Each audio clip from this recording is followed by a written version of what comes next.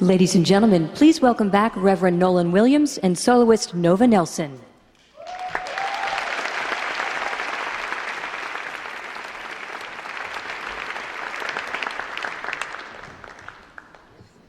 Good evening, everyone. What a joy it is for us to gather in this place on this evening. I am particularly blessed this evening. This is my 9th year serving as music director of Let Freedom Ring.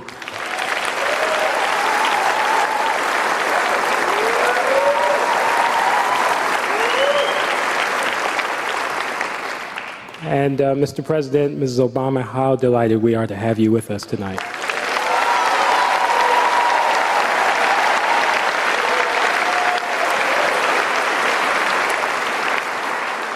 I want to take a brief minute to explain the opening number. Each year that I've been a part of this, and I'm so grateful to President Jack DeGioia and to the Georgetown community, to Michael Kaiser and the Kennedy Center for the commitment they have to doing this program. This is so important. One of the things that Georgetown has challenged me to do each year, they've commissioned me to introduce a new work. And the work that we introduced at the start of the show was inspired by research that I did over the past year, being really intrigued by the story of the Freedom Riders. And I challenge any of you who are here, whether you're in the house or whether you're watching online, if you're not familiar with the story of the Freedom Riders, I challenge you to become familiar with that story. The Freedom Riders were initiated by James Farmer and the Congress of Racial Equality in 1961. And they were really trying to get this country, particularly the southern states in this country, to actually respect the laws of the land. The Supreme Court had upheld interracial bus desegregation so that people should be able to move from state to state, interstate travel without fear of being intimidated and certainly without fear of being terrorized.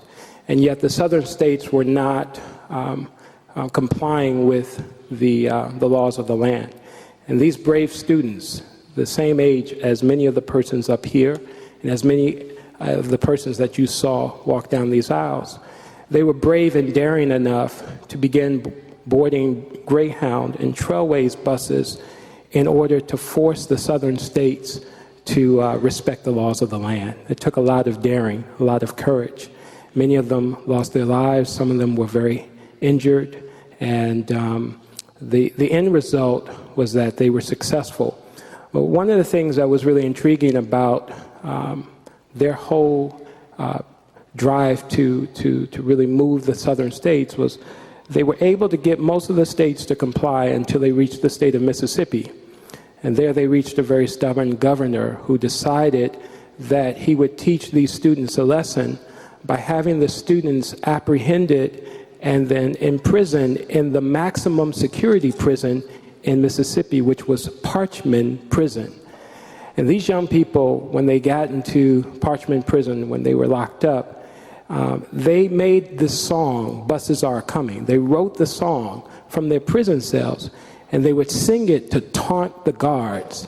And what they were saying was, you can lock us up, but you cannot stop the movement.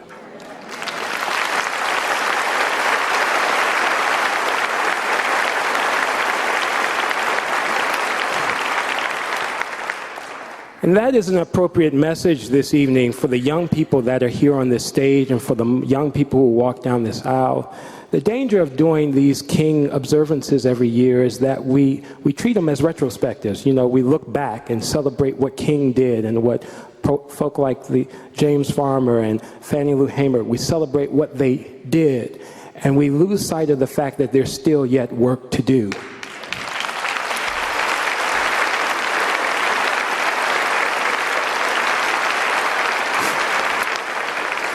And so, President Obama, we have a campaign theme for you. And we have a theme for all of you who believe, like King, that social injustice anywhere is social injustice everywhere.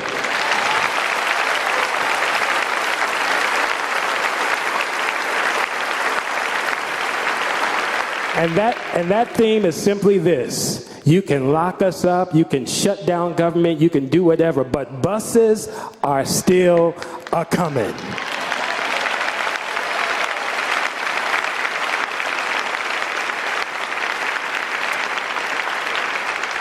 And it is my hope and my prayer that all of you will leave here tonight with that renewed determination.